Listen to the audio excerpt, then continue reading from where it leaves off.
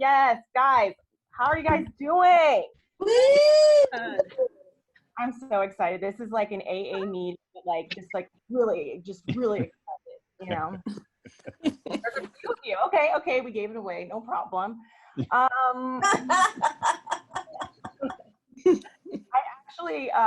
I stopped drinking. Woo! Thank you. And then I started smoking weed.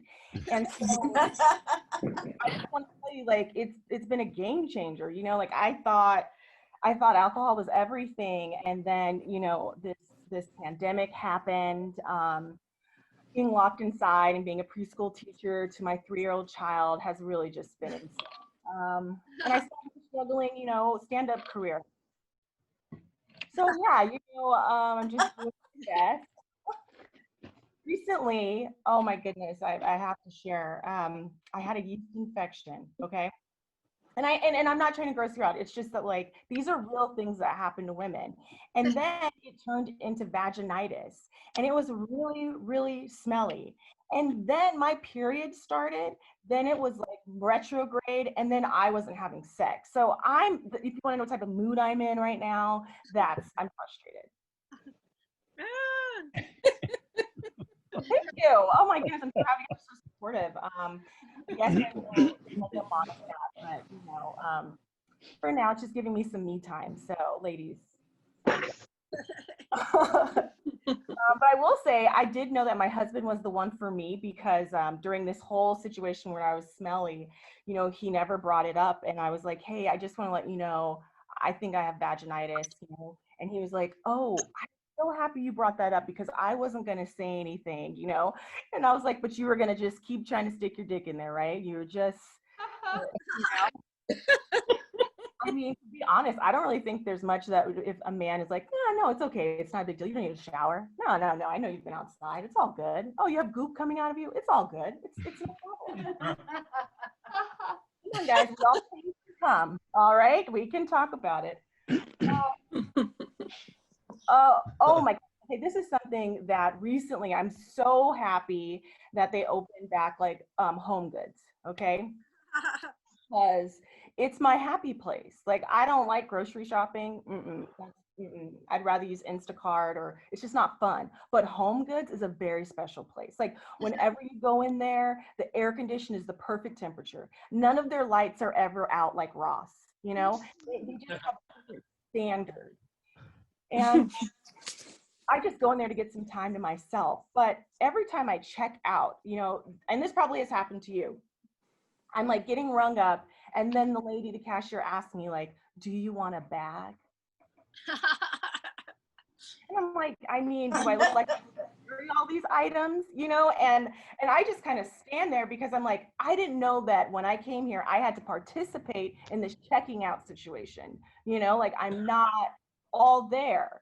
And so I'm like, seeing the cashier, and she's like ringing more things up, and it's like a candle and just random stuff. I like to get my dog a new collar, a new crystal. They have all these things at Home Goods. And so we're looking at each other, and she's like, excuse me, like, would you like a bag? And I was like, well, I wanted a bag for everything else. Like, just keep with the bag. And then I'm feeling like, why are you putting me in this situation in front of all these people that are also in the line? Like, it's a lot of pressure. I'm saying, like, I'm starting to get embarrassed because now I have to make all these decisions. And I'm thinking, are you judging me? Are you judging me because I want a plastic bag? And like, if I wanted to save the world, getting a plastic bag or just not getting one isn't going to save the world. You know what I mean? Like, it's already been processed. The bag is already just bag it for both of us. And then once we get past the bagging situation, she always asks me, even if I literally just came into the store and made a purchase and I was like, oh no, actually I don't want it. She always asks me, would you like to join our credit card so you can get 10% off of your purchase? And I'm like, I said no 5 minutes ago. Like, I don't want another credit card. We are in a pandemic. I'm on unemployment and I'm spending my stimulus from like months ago on fucking Home Goods. Do I look like I need a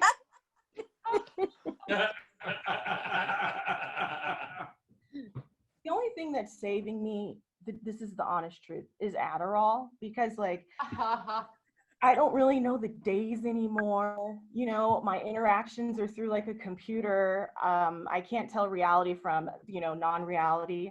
But I will say what's helped me is, you know, I got a life coach. I got a therapist. I have a psychiatrist. I have 2 psychics. And I have a financial coach. Because I was like, you know what? I'm going to get together. You know, no, I don't have the money. I don't. Okay. But the way I feel is like the psychics should have seen that shit coming. So I don't really feel bad for them.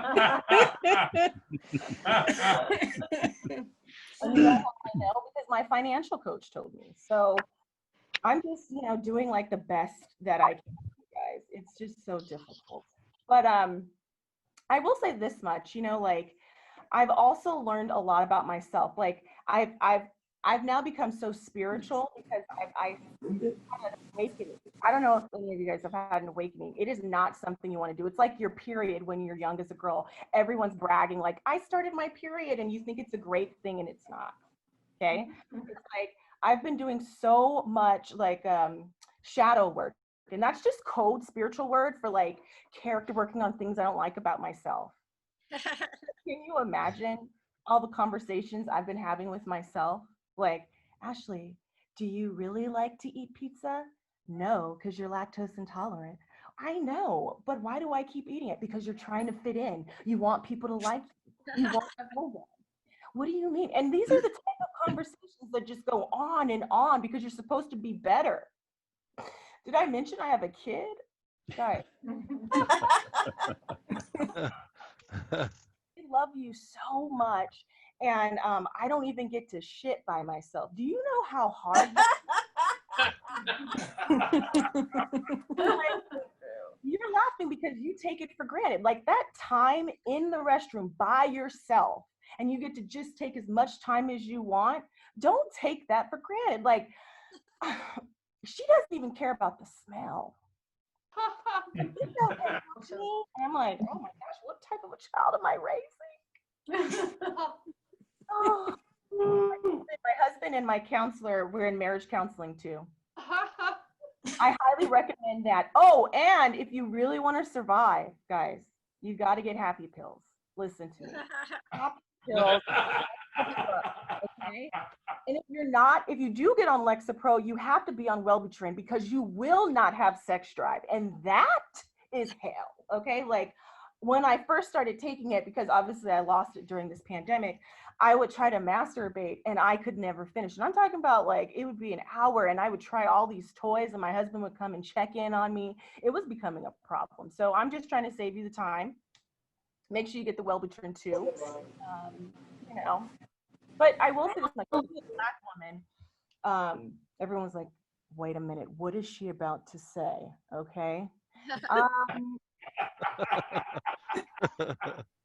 Don't worry, my husband's white. No, actually, that makes no difference. It really doesn't.